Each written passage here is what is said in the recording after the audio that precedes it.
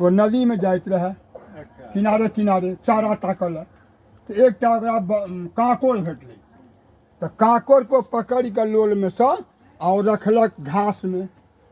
सोचलक कि ये दूटा यदि भ जाइए तो हमरा दिन भर के खोराकी भ जात।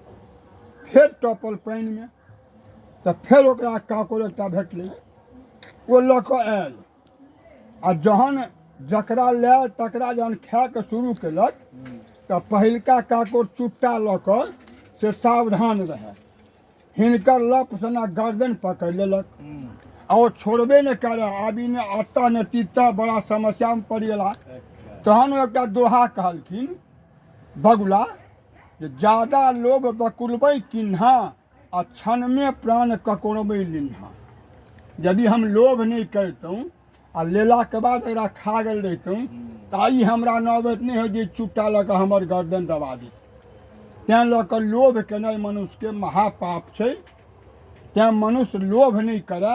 हम लोभक फल पौलू तो अब से आगाँ बुझि गेल हेबै एहिठुनका दोकान पर जे किछु काल्हि कि परसू भेल है तो हमरा कतौ पता लागल तो हम यह सोचलहुँ कि ओहो बगुला वाला हाल छै जे ज्यादा लोभ बकुलबै किन्हा आ क्षण में प्राण ककोरबै लिन्हा।